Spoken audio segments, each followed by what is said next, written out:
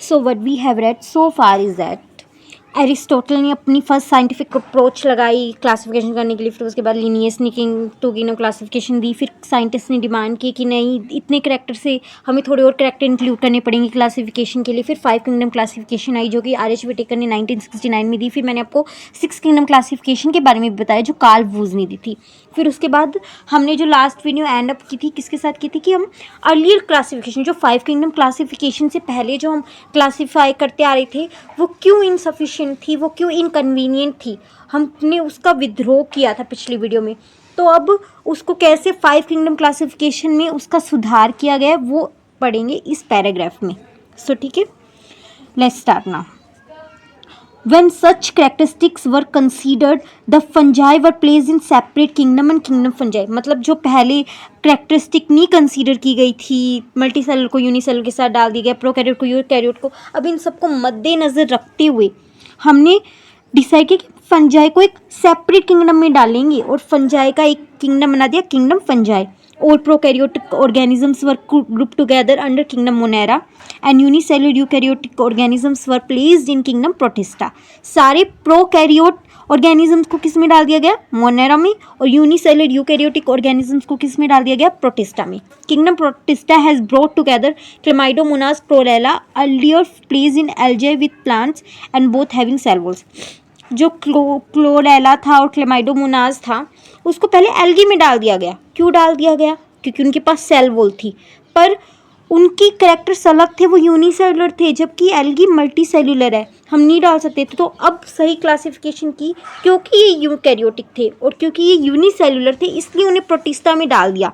लेकिन ध्यान रहे हम इसे पढ़ते प्लांट किंगडम में एल्गी के साथ ही है, क्योंकि है तो ये मतलब एल्गी की करेक्टर्स है ना, एल्गी की प्रॉपर्टीज़ है, पर इसमें गड़बड़ क्या है कि यूनिसेलुलर यूकैरियोट्स थे और इसी आधार पे तो कि कौन सा प्रोकैरियोट है, यूनिसेलुलर यूकैरियोट्स है, फिर यूकैरियोट्स है, मल्टीसेलुलर, इनके आधार पे हमने 5 किंगडम क्लासिफिकेशन किया था। तो क्लेमाइडोमोनास को क्लोरेला को हमने प्रोटिस्टा में क्लासीफाई किया, किसके साथ, पैरामीशियम और अमीबा के साथ। पैरामीशियम और अमीबा पहले किस में थे, एनिमल किंगडम में, क्लेमाइडोमोनास और क्लोरेला किस में थे, प्लांट किंगडम में। पर अब जब ये 3 किंगडम क्लासिफिकेशन हुई तब इनको पहली बार साथ लाया गया है, प्रोटिस्टा में पहली बार ये चारों साथ में आए जब 3 किंगडम क्लासिफिकेशन हुई। उसके बाद it has put together organisms which in earlier classification were different kingdoms. अब इस क्लासिफिकेशन ने क्या किया, उन ऑर्गेनिजम्स को साथ में ले आया जो पहली वाली क्लासिफिकेशन में, अर्लियर क्लासिफिकेशन में किसी डिफरेंट किंगडम में फैले हुए थे, जैसे क्लेमाइडोमोनास क्लोरेला और पैरामीशियम में भी अलग अलग थे ना, उनको एक साथ ले आए क्लासिफिकेशन में। दिस हैपन, ये क्यों हैपन हुआ, ये क्यों हुआ, because a criteria for classification changed, क्योंकि हमने अब अपने क्राइटेरियाज को बदल दिया क्लासिफिकेशन के लिए। तो ये असर्शन रीज़न बन के आ सकते हैं कि पहले अर्लियर क्लासिफिकेशंस में जो ऑर्गेनिजम्स अलग अलग थे अब उन्हें एक साथ ले आए। क्यों, क्योंकि अब हमारी क्लासिफिकेशन के क्राइटेरिया चेंज हो गए। This kind of changes will take place in future too, depending on the improvement in our understanding of characteristics and evolutionary relationship। अब ऐसा नहीं है कि अब अभी हम जो पढ़ रहे हैं उसमें और कोई चेंजेस नहीं हो सकते हैं, फ्यूचर में हो सकते हैं और चेंजेस। वो डिपेंड करता है कि हमारी और अंडरस्टैंडिंग में इम्प्रूवमेंट हो गई हो, करैक्टरिस्टिक्स को हमने और अच्छे से समझ लिया हो, इवोल्यूशनरी रिलेशनशिप मतलब इवोल्यूशनरी रिलेशनशिप मतलब कि जो एंशियंट थे जैसे जैसे इवॉल्व होते गए तो क्या क्या, जैसे जैसे कोई ऑर्गेनिज्म जैसे इवॉल्व होते गए तो उनमें क्या क्या सिमिलैरिटीज़ थी पहले, बाद में वो नया उसमें इवोल्यूशन होता गया ना, तो पहले उसमें क्या रिलेशनशिप्स रही होगी उनके एंशियंट्स में, हमारे एंशियंट्स में। जैसे हमारे एंशियंट्स चिंपैंजी माने जाते हैं, तो हमारे उनके साथ कोई इवोल्यूशनरी रिलेशनशिप है ना, वो अलग से इवॉल्व किए, वो अलग से इवॉल्व किए। तो इस तरीके से इवोल्यूशनरी रिलेशनशिप्स को स्टडी किया गया। Over time an attempt has been made to evolve। समय के साथ साथ एक अटैम्प्ट और हुआ to evolve a classification system which reflects not only the morphological, physiological and reproductive similarities but is also phylogenetic that is based on the evolutionary relationship।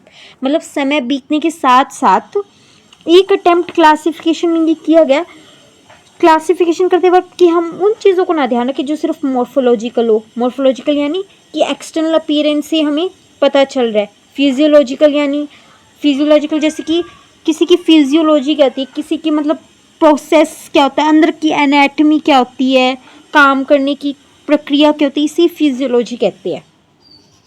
और reproductive similarities, और उनकी मतलब रिप्रोडक्टिव सिमिलैरिटीज़ क्या है, जैसे कि कोई ऑर्गेनिजम्स सेक्शुअल रिप्रोडक्शन करते हैं, ए सेक्शुअल रिप्रोडक्शन करते हैं। एक रिप्रोडक्शन भी तो क्राइटेरिया था ना, तो कि उनकी रिप्रोडक्टिव सिमिलैरिटीज़ क्या है। कोई असेक्शुअल करता होगा तो उसे, कि जैसे कि मान लो मोनेरा में असेक्शुअल रिप्रोडक्शन होती है, एनिमलिया में सेक्शुअल रिप्रोडक्शन होती है, बीच के जो होते हैं एनिमलिया और प्लांट के बीच में सेक्शुअल दोनों होती है। प्लांट्स, फंजाई, प्रोटिस्ट, इनमें असेक्शुअल दोनों हो सकती है। तो इन सिमिलैरिटीज़ को, मॉर्फोलॉजिकल सिमिलैरिटीज़ को और फिजियोलॉजिकल सिमिलैरिटीज़ को नहीं, सिर्फ इनके साथ साथ आप देखेंगे इवोल्यूशन, फाइलोजेनेटिक मतलब क्या होता है, इवोल्यूशनरी रिलेशनशिप्स, कि उनके एंशियंट में कोई सिमिलैरिटी तो नहीं थी, जैसे उनके एंशियंट में कोई सिमिलैरिटी तो नहीं थी। जैसे मान लो चिपैंजीज और पहले हम चिपैंजीज से इवोल्व होते आ रहे हैं, तो वो हमारे एंशियंट्स थे ना, तो हमें सिमिलैरिटीज़ जो होगी तभी हमें मैमेलिया में डाला गया। तो इस तरीके से रिलेशनशिप्स, इवोल्यूशनरी रिलेशनशिप्स को भी ध्यान रखा गया इस बार क्लासिफिकेशन में। In this chapter we will study the characteristics of kingdom Monera, Protista and Fungi of the Whittaker system of classification. The kingdom Plantae and Animalia, commonly referred to as plant and animal kingdoms respectively, will be dealt separately in chapters 3 and 4. इसमें सिर्फ हम protista, fungi, Monera इनके बारे में पढ़ेंगे, और जो plant और एनिमल है उनको हम नेक्स्ट 3rd और 4th चैप्टर में पढ़ेंगे। Okay, done.